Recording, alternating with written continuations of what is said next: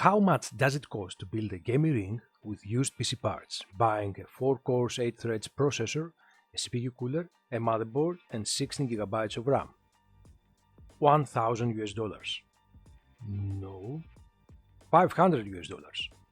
No. $1. Not funny. A Ryzen 3100. Correct! The story begins before 2 weeks, when we heard all about the new CPU budget king, the Ryzen 3100, the 4-core 8-threads processor running at 3.6 stock 3.9 turbo clock speed.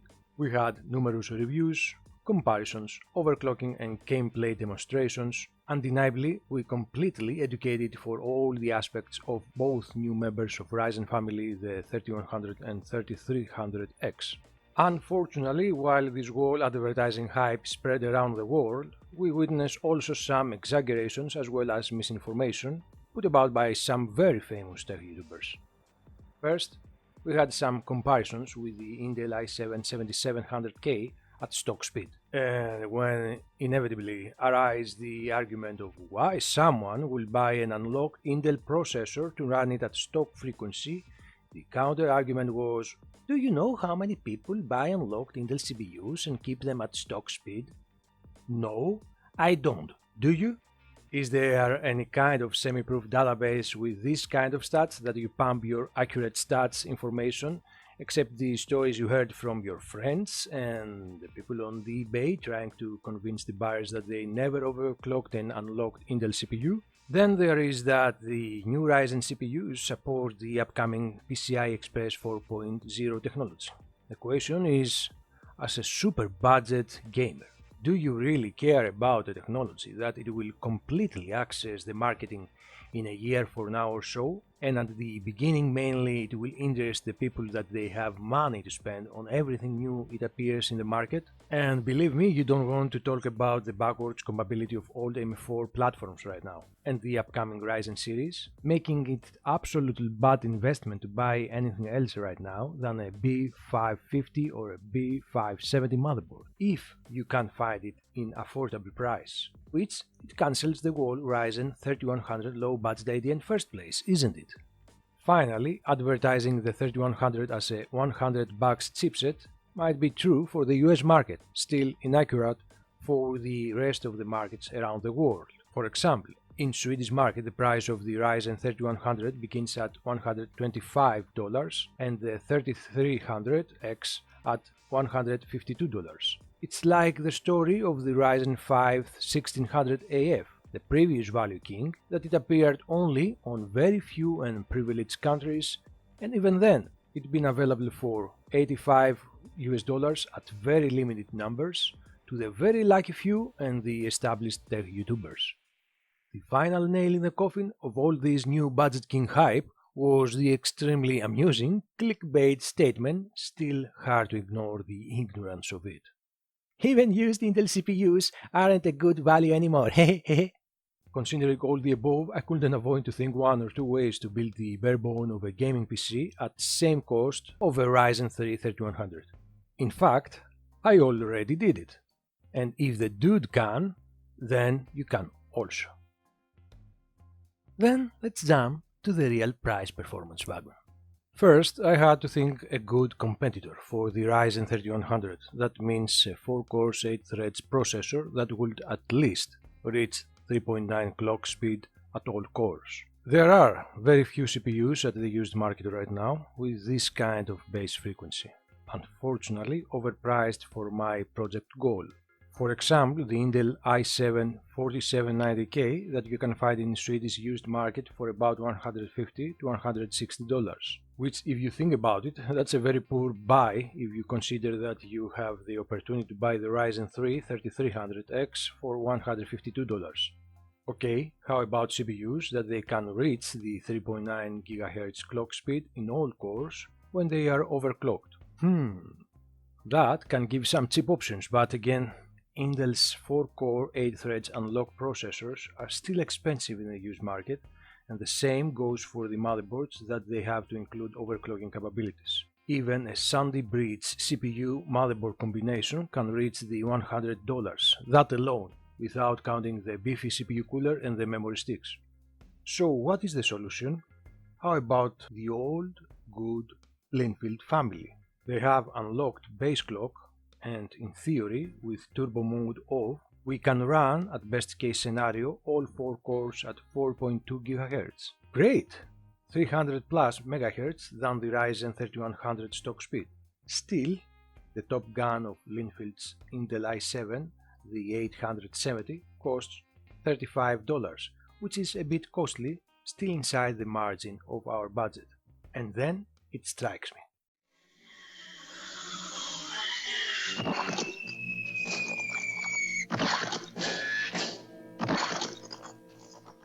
How about something similar to i7 870? How about a Xeon X3470 with exceptional Xeon's double-size memory controller, the ACC RAM support and the anecdotal reports of better thermal performance under overclocking speeds? The rest of the specs are exactly the same with the i7 870. The Xeon X3470, it's a 4-cores, 8-thread CPU running at 2933 MHz stock speed, 3200 MHz at 4 cores, 3500 MHz 2 cores, and 3600 MHz 1 core at turbo speed. It has a clock multiplier 22. It's compatible with all the 1156 socket motherboards. It introduced in the market for about $600 and it's about 10 years old. It followed the Nehalem microarchitecture and our part used the B1 SLB-J8 core stepping. It can handle maximum 32 GB RAM memory. It uses instructions and extensions necessary to play all the modern games. It doesn't have integrated graphics card. It supports dual channel and ECC protocol. Its maximum VCore is 1.4 volts. Maximum operating temperature is 72.7 Celsius and its sustained maximum power dissipation is 160 watts. Its thermal design power is 95 watts. Do you know in what else is better the Xeon X3470? The price. Bought it from AliExpress for $18. A great purchase considering the craziness of the price inflation during the C-virus outbreak. Now that we talk about the CPU, let's talk about how we can recondition the CPU. The purpose of reconditioning the Xeon X3470 is to replace the old dried thermal paste that lies inside the processor. This will improve the functional quality and the workload temperatures of the CPU. To do so, you need a tool called Delid toolkit. Thus, we call the whole task Delid process. Furthermore, you need a liquid metal thermal compound, a high temperature silicon sealant, a transparent nail polish, isopropanol isopropyl alcohol, and a couple of napkins. You also need to know some very basic stuff about the processor. The upper part of the CPU, that we call it IHS or Integrated Heat Spreader, is a metal cover that protects CPU's chipset and works also as the temperature carrier from the CPU's chipset into the CPU cooler. Inside the IHS, there is the die, DIE, or a more dramatic way to name the chipset of CPU. Now you know those two terms, it will be easier to follow the instructions of how you can delete the Xeon X3470 and generally any Intel CPU except the 2nd, 9th and 10th gen that the IHS and the die are soldered together, and attempting to delete them following this guide will damage permanently these CPUs. Back to our project. To begin the separation of IHS from the die, you align the processor inside the delete tool using as a guide the CPU's golden triangle corner.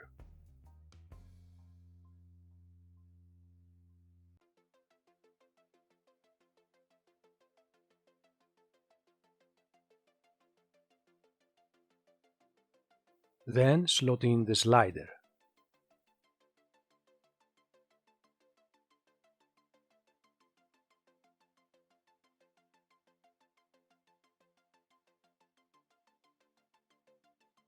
Attach it to the screw.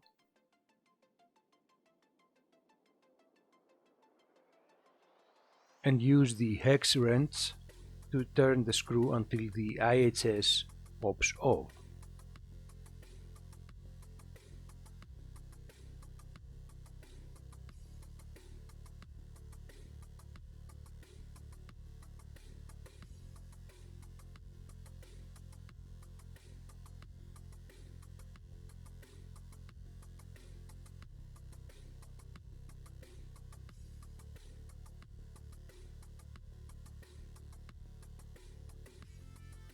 Now remove with a soft plastic the old thermal paste from the die.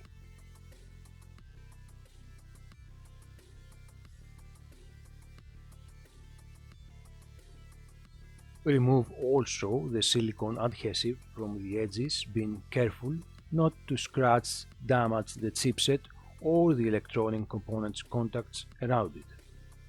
Do the same to the IHS and remove the paste and the silicone without scratching the metal.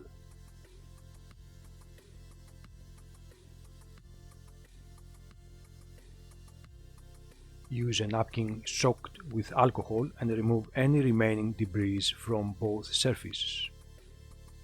Take the nail polisher and apply a thick amount of it into die's electronic components. This will protect them from a possible short circuit if they have contact with the thermal compound that we are about to apply into the chipset. Now it's time to apply the liquid metal upon the chipset using an earbud, applying a very small amount upon it and then spread the material equally to the surface.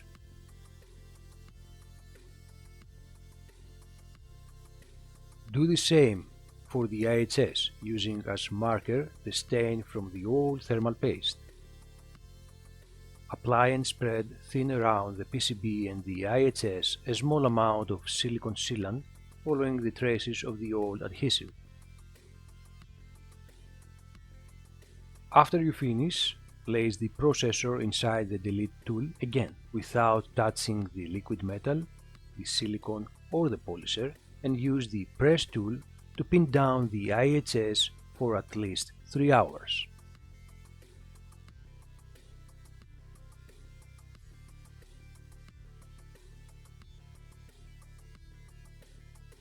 After that, the CPU is resealed and ready to go. With this reconditioning technique, we will see an average difference of at least 10 degrees Celsius lower in temperature in all cores. This means that we just prolong the CPU's lifespan and working stability with this delicate but easy to master procedure. Plus, we will earn some additional megahertz under overclocking states. Stay tuned for the next video that I will present the rest of the PC components that will create this super budget gaming rig. Until then, my dudes, my dudes, stay cool, respect yourselves, and enjoy life's dudeness and computeness. The dude abides.